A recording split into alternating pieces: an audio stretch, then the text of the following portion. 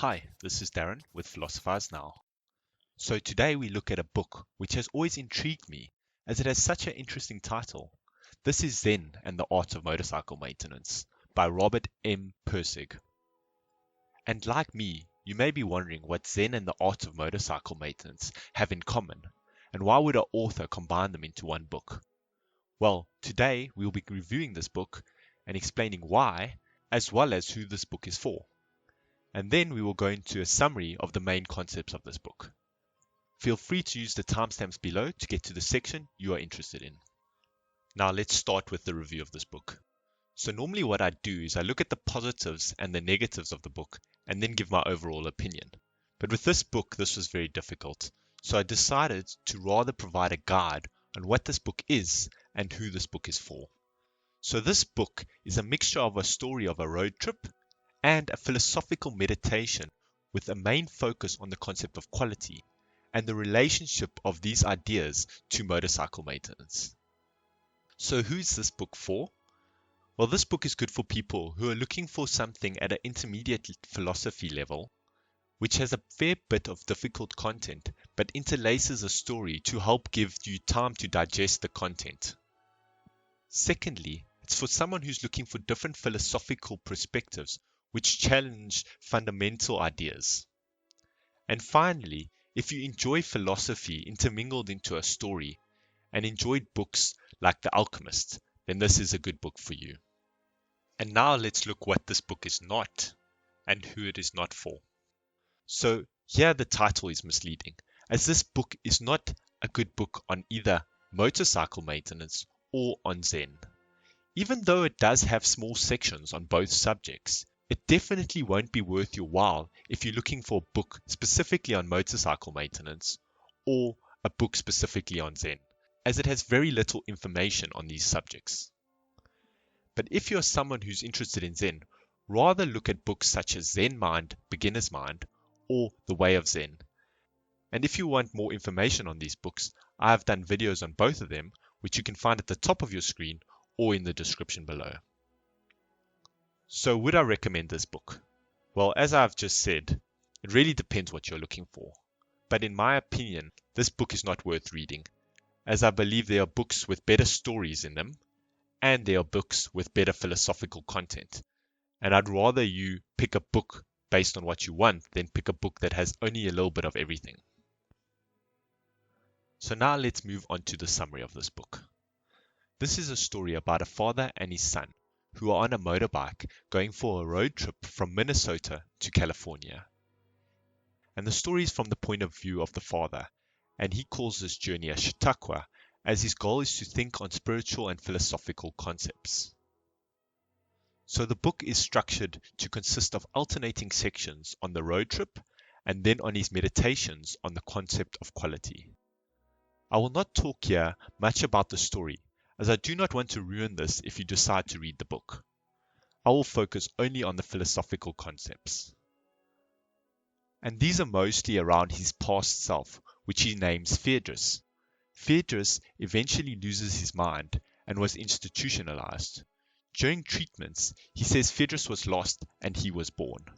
He's now trying to recollect pieces of memories from Phaedrus and the ideas which Phaedrus discovered. So what I have done is I've taken the main ideas from the book and I've separated them into two categories. Firstly, the philosophy, which comes from Phaedrus, his former self, and is basically just the ideas. Then the second section is the practical lessons, which comes from the narrator, and it's ideas that he builds upon from his former self. And in the second section, he's trying to be more practical and taking these grand ideas and trying to implement them into your everyday life. And so the first philosophical idea is to separate experience into two categories: romantic experience and classic experience. So romantic experience is the experience of the moment and relates to how things make you feel, whereas classic experience connects the past to the future, allowing us to build on our previous knowledge and relates more to the facts about things. He then takes these two categories and uses them on people and says that most people think and feel in only one of the categories. For example, a romantic person would be only concerned with the experience of riding a motorcycle or with the beauty of how the motorcycle looks.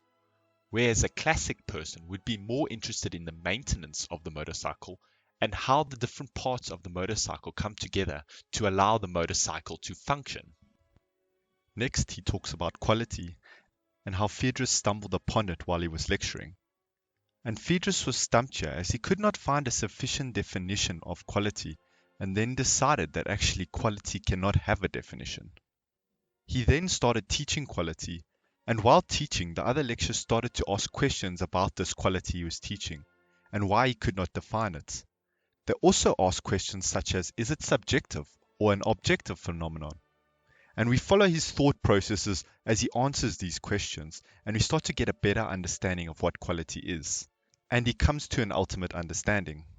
What you got to first start by doing is forget your current ideas on what quality means, as his ideas are different to what most people term quality. He sees quality as the moment before you perceive any object, and thus quality creates both the subject and the object, as quality is the pre-intellectual reality, the moment before the object is intellectually identified. Example, when you see a tree, the split second before you recognize it as a tree, this is what he terms quality. And that's why without this stage, both the subject, the person seeing the tree, and the tree could not exist. He then went on to split quality into two categories, and these are similar to the previous idea. And here he makes the split between romantic quality and classic quality.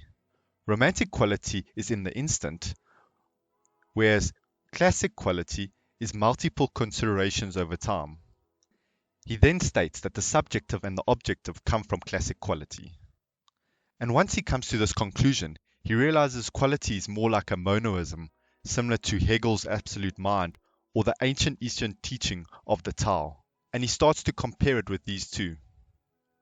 So now let's look at the practical lessons the narrator draws from the philosophical ideas about quality. The first one he terms the problem with technology.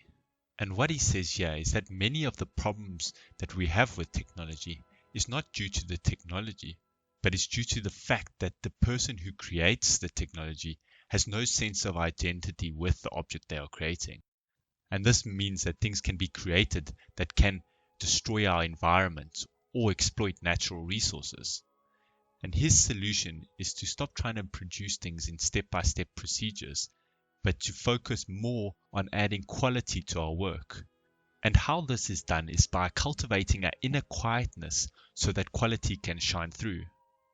And through this quietness, one can lose the identity of oneself and the object, and identifies as much with what he is doing as with himself. And this state is mentioned in many other books, known as the flow state. And from here he says another interesting comment, which is also mentioned in many other books, which is that if we want to change the world, we have to start by changing ourselves. And his last 2 points relate to this point, and these are issues that can arise when one is trying to achieve this flow state. The first one is stuckness. And by stuckness, he means the point at which you have no further ideas on how to solve the problem which you're currently experiencing. And what he says is that one should not fear this, as stuckness is the point where true improvement or true understanding takes place. The second trap he calls gumption loss. And gumption can be translated as one's enthusiasm, which is directly related to one's connection with the universe and thus quality. And here he mentions some more traps that will cause one to lose their gumption. These can either be external or internal. The external would be setbacks in problems arising from outside oneself, and the internal will be problems arising from inside oneself. These are things such as ego, boredom, impatience, etc. Thanks for watching, and I look forward to seeing you in future videos.